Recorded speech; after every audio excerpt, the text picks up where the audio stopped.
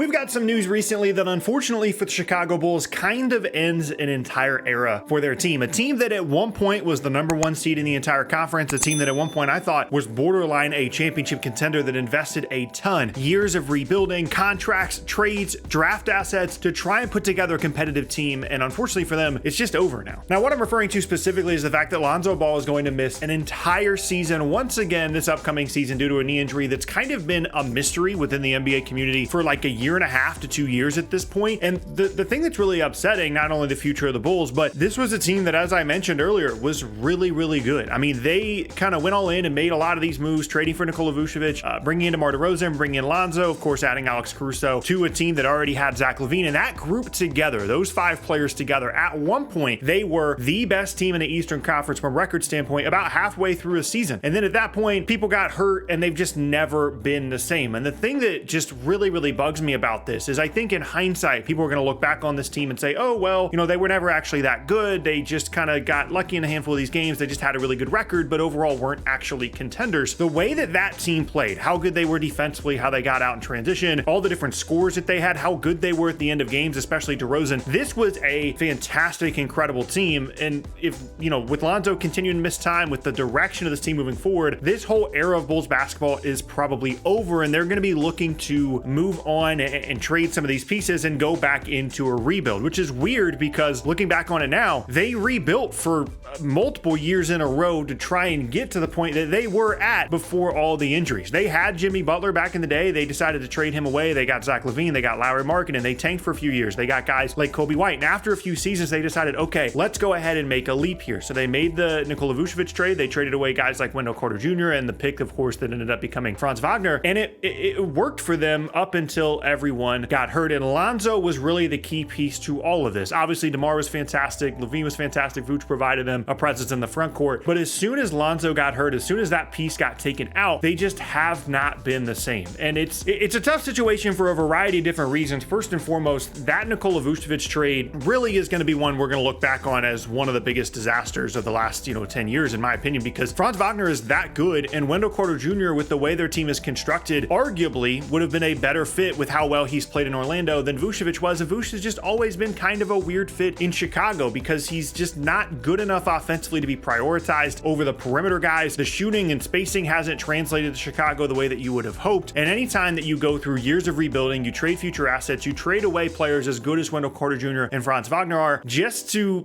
occasionally be at the top of the conference and then fall apart due to injuries, is really, really tough. And so now moving forward for Chicago, this upcoming season is going to be really telling. They might somehow, hang around and maybe push to win 45 to 50 games. Maybe if LaVine and DeRozan, maybe they have a really incredibly healthy season outside of Lonzo. Maybe Patrick Williams makes a leap. Maybe they trade away some pieces to try and continue to add to the group. But to me, they're much more heading in a direction of losing DeMar DeRozan as a 2024 free agent, potentially trading away Zach LaVine, potentially trading Nikola Vucevic, and just resetting the entire thing once again for the second time in the last 10 years. That would be an unfortunate outcome for them, but it feels like that's the direction that they should be going. The problem is, if you're a Bulls fan, is the franchise and the organization doesn't seem to recognize that reality. They re-signed Nikola Vucevic this past offseason. They very easily could re-sign DeMar DeRozan next offseason and continue to run it back with this group. And when you made moves like trading for Vucevic, trading for DeRozan, accelerating the rebuild, doing the rebuild in the first place, when you make moves like that, the intention is to be a real threat to contend for a title. The intention is not to try and win 45 games, to be in the play-in tournament, all those different things. That's not really the goal, but it seems like now that they're there,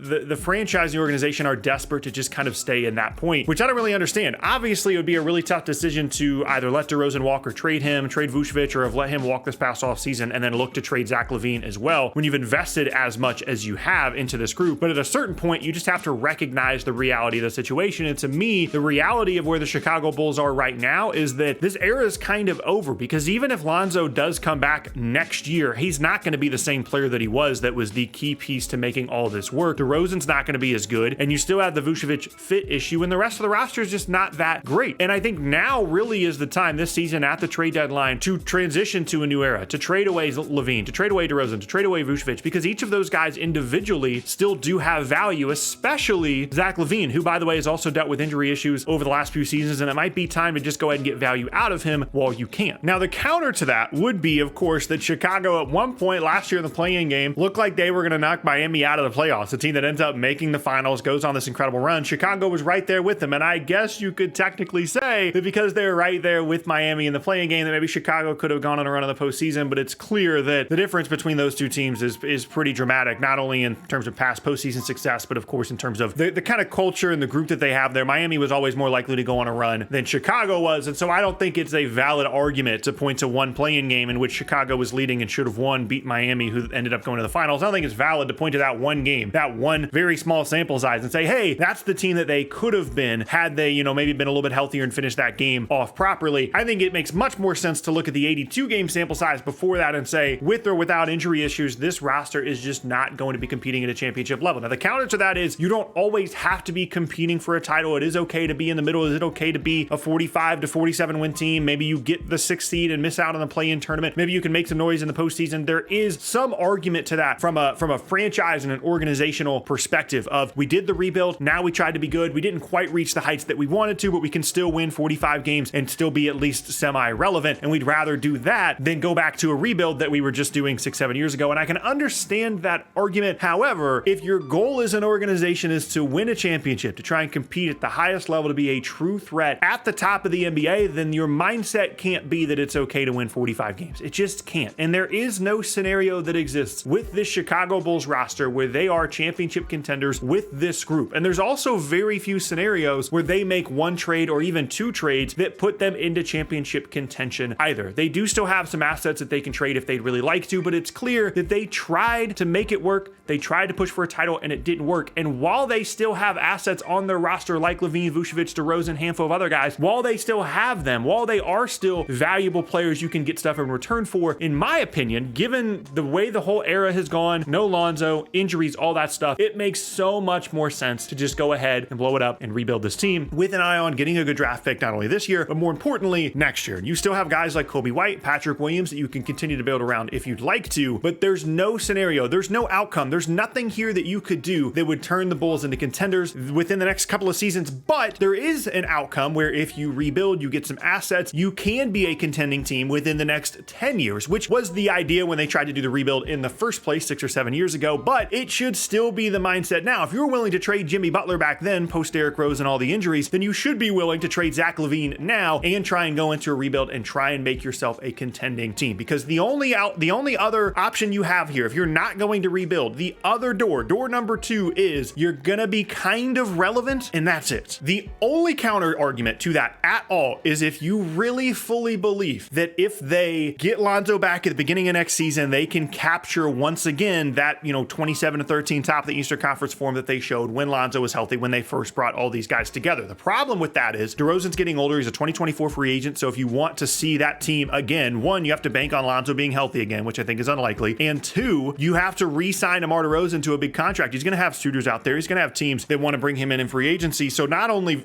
are you going to have to have brought in Nikola Vucevic this most recent offseason, but then pay DeMar DeRozan as well on top of the LaVine contract, on top of some of the other bigger contracts you have on the roster, just to have a 45 win team. And to me, that makes absolutely no sense whatsoever.